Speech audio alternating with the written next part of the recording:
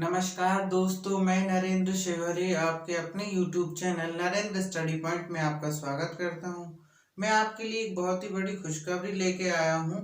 हालांकि सब लोग अभी तक जान चुके होंगे कि जो MP पुलिस भर्ती की जो फुल नोटिफिकेशन है वो आ चुकी है और उसमें जो अहर्ताएं दी हुई हैं, उसके जो मेन टॉपिक हैं उसको आज हम कवर करने वाले हैं। देखिए, 43 पेज की रूल बुक इशू की गई है जिसे कि पढ़ना किसी के लिए टाइम नहीं है, तो उसके जो मेन बिंदु हैं हम उसके ऊपर चर्चा कर लेते हैं जिनका जानना सभी के लिए आवश्यक है।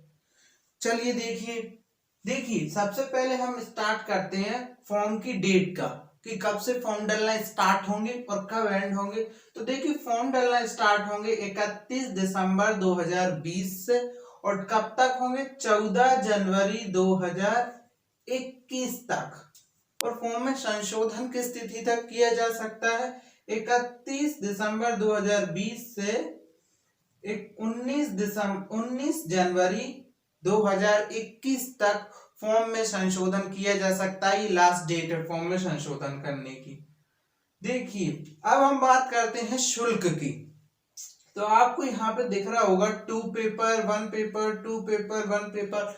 तो ये 2 पेपर 1 पेपर क्या है, इन्हीं के हिसाब से फीस लग रही है इस बार। देखिए, 2 प्रकार की भर्ती हैं जिनमें देखिए आप 3862 है जीडी पदों के लिए और 138 है रेडियो पदों के लिए। कुल टोटल है 4000 पद। रेडियो और जीडी के हिसाब से ही ये 2 पेपर और 1 पेपर का जो कॉन्सेप्ट है वो सामने आया है। देखिए, यदि आप जीडी के लिए अप्लाई करते हैं तो आपको 1 पेपर फाइट करना है, लेकिन अगर आप रेडियो के लिए फाइट करना चाहते हैं तो आपको दोनों पेपर फाइट करने पड़ेंगे, जीडी का भी और रेडियो का भी।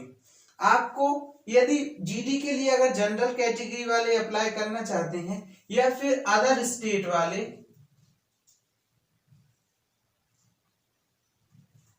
जीडी जनरल या फिर अदर स्टेट वाले इसके लिए अप्लाई करना चाहते हैं तो 2 पेपर के लिए यानी रेडियो पदों के लिए, देखिए रेडियो के पद के लिए आपको जनरल ड्यूटी जीडी वाला पेपर तो पास करना ही होगा। इसके अतिरिक्त एक और रेडियो वाला पेपर भी होगा, वो भी आपको फाइट करना पड़ेगा, यानी आपको 2 पेपर फाइट करने पड़ेंगे।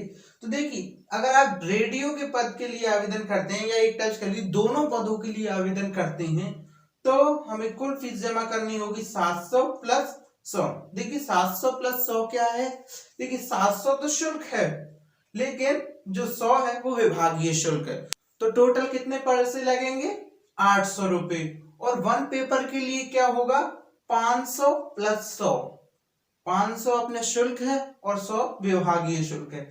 अगर हम एसटी एससी और ओबीसी की बात करें तो एसटी को 2 पेपर के लिए देने होंगे 350 रुपए और 50 रुपए विभागीय शुल्क है, तो कुल कितने हो गए 400। और एक पेपर के लिए देना होगा 250 प्लस 50, यानी आपको कुल 300 रुपए खर्च करने होंगे।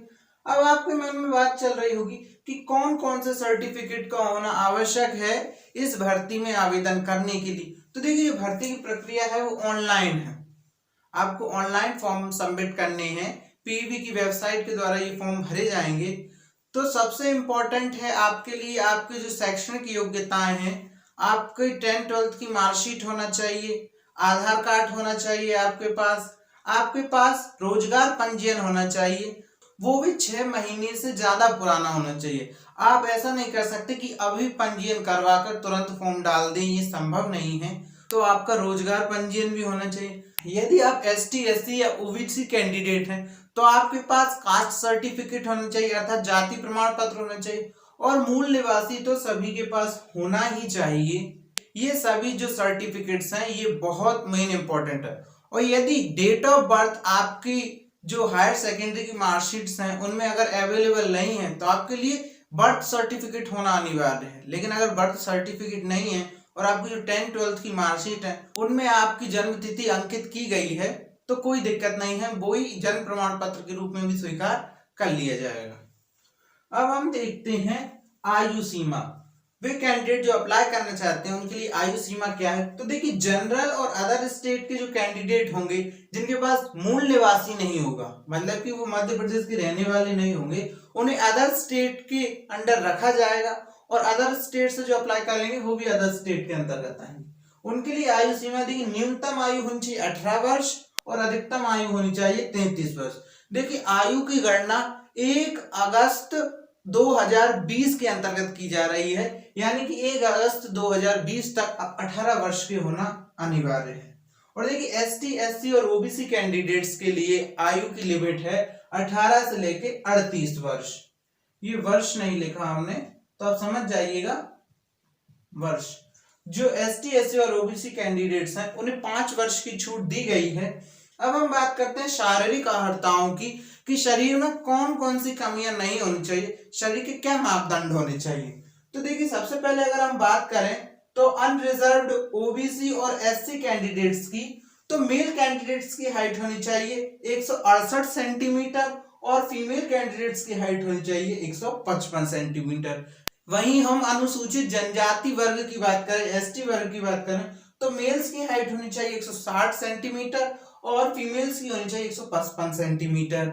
और यहीं हम सीने की बात करें, चेस्ट की बात करें, तो अनरिजर्व्ड ओबीसी और एससी कैंडिडेट्स के लिए सीना होना चाहिए 81 सेंटीमीटर और फुलाने पर 86 सेंटीमीटर, यानी कि 81-86 के बीच होना चाहिए, 5 सेंटीमीटर फूलना चाहिए। और यहीं पे हम एसटी के लिए देखें 76 से लेकर 81 सेंटीमीटर है, यानी कि 5 सेंटीमीटर का फुलाव होना आवश्यक है। और देखिए जो चेस्ट होता है वो पुरुषों के लिए ही मांगा जाता है, महिलाओं के चेस्ट से कोई लेना देना नहीं है। महिलाओं का अगर चेस्ट ना भी हो तो अभी कोई दिक्कत नहीं है, क्योंकि उनकी चेस्ट की आवश्यकता नहीं होती, ये पुरुषों के लिए है। यहाँ पर हमने तीर के निशान भी बनाए हुए हैं ताकि आप समझ सकें। अब हम बात करते हैं शैक्षणिक योग्यताओं की। तो देखिए जीडी के पद के लिए अप्लाई करने के लिए 10th पास होना अनिवार्य है। आप 10th पास हो, और ये जो 10th पास की जो शर्त है वो 3 कैटेगरियों पर, अनरिजर्व्ड, ओबीसी और एससी पर लागू होती है। और जो एसटी वर्ग है, अनुसूचित जनजाति वर्ग है, उस वर्ग के कैंडिडेट्स 8वीं पास होने पर भी इस पद के लिए आवेदन कर सकते हैं। लेकिन जो रेडियो का पद है उसके लिए आपका 12th पास होना अनिवार्य है, और आपको 12th पास होने के साथ एक कोई डिप्लोमा होना चाहिए जो हमने लिखे हैं, या तो आपके पास आईटीआई हो, या आप पॉलिटेक्निक कॉलेज से हो, या फिर बीई या बीटेक हो। और वो भी कुछ जो क्षेत्र हैं वो निश्चित कर दिए गए हैं, जैसे कि electricals, electronics, computer information technology इत्यादि में आपकी जो डिग्रियां हैं ये होनी चाहिए, तब आप रेडियो के पद के लिए आवेदन कर सकते हैं। ये तो हो गई शारीरिक अहर्ताएं इत्यादि। अब हम बात करते हैं चयन प्रक्रिया के बारे में। तो देखिए चयन प्रक्रिया लिखित परीक्षा और फिजिकल के द्वारा होगी। सबसे पहला जो है आपकी लिखित परीक्षा होगी 100 पूर्णांक वाली। यदि आप रेडियो के लिए अप्लाई करते हैं तो आपके 2 पेपर होंगे 100 नंबर के, 2-2 घंटे का आपको समय दिया जाएगा। और यदि आप जीडी के लिए अप्लाई करते हैं तो उसके लिए एक पेपर होगा जो कि 100 पूर्णांक वाला होगा। उसमें जो सब्जेक्ट, जो प्रश्नों का डिवाइडेशन है वो कुछ इस प्रकार होगा। देखिए आपकी 40 नंबर की जीके और तार्किक शक्ति आने वाली है। उसके बाद रीजनिंग आपकी आएगी कुल टोटल 30 नंबर की, और साइंस एंड मैथ उसका मिला जुला कॉम्बिनेशन है वो आएगा आपका 30 नंबर का। अब हम बात करते हैं, देखिए लिखित परीक्षा से पास होने वाले विद्यार्थियों की एक मेरिट लिस्ट बनाई जाएगी। उस मेरिट लिस्ट में अच्छा परफॉर्मेंस करने वाले विद्यार्थियों को फिजिकल में बुलाया जाएगा, जिसमें उनका सिलेक्शन होता है। उन विद्यार्थियों का नाम मेरिट लिस्ट में आता है, उस लिस्ट में आए हुए विद्यार्थियों को बुलाया जाएगा फिजिकल के लिए। अब देखिए फिजिकल में आपको क्या क्या फेस करना होगा। पहले तो आपको पेपर फाइट करना है। पेपर फाइट करने वाले विद्यार्थी फिजिकल में जा सकते हैं। फिजिकल में आप देखिए जो दौड़ है आपकी 800 मीटर की, और जो 800 मीटर की दौड़ है जेडी और रेडियो पद के लिए जो मेल कैंडिडेट्स हैं उनको फाइट करनी है, खत्म करनी है 2 मिनट 45 सेकंड में।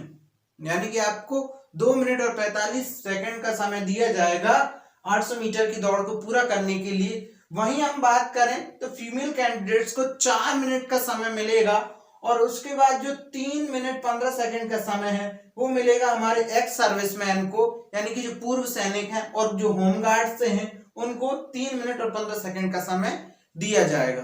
अब हम बात करते हैं गोले की। तो देखिए गोला आपका कितना होगा, सामान्यतः 7.26 किलो, यानी कि आपका 7.25 किलो का जो गोला होने वाला है।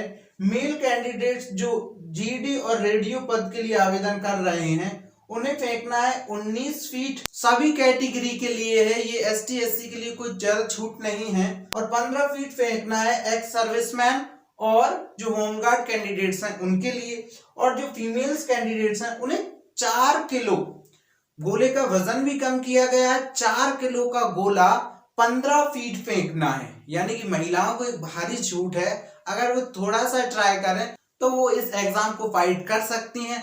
अब हम देखें कूद के बारे में, तो देखिए कूद में ऊंची कूद नहीं है, लंबी कूद रखी गई है। और जीडी और रेडियो पद के लिए अलग अलग मांग की गई है। देखिए जीडी के पद के लिए मेल कैंडिडेट 13 फीट कूदने चाहिए, female candidate 10 feet, ex serviceman 10 feet और जो होमगार्ड कैंडिडेट्स हैं उन्हें 12 फीट कूदना अनिवार्य है। और देखिए कूद और जो गोला है उसके लिए 3 मौके दिए जाएंगे, लेकिन दौड़ एक ही मौका मिलेगा। दौड़ के लिए एक ही मौके में दौड़ को कंप्लीट करना जरूरी है। तो यहाँ पर तो आपको 3 मौके दिए जाएंगे, लेकिन दौड़ पास होने के बाद ही गोला फेंक और कूद की बारी आएगी, ये आप ध्यान रखें। अब हम बात करते हैं रेडियो के लिए, तो मेल कैंडिडेट्स को 12 फीट कूदना है, फीमेल को 10 फीट, एक्स सर्विसमैन को 10 फीट और होमगार्ड को भी 10 फीट। देन आपको मेडिकल के लिए बुलाया जाएगा, आपका चेकअप किया जाएगा कि कोई बीमारी तो नहीं है।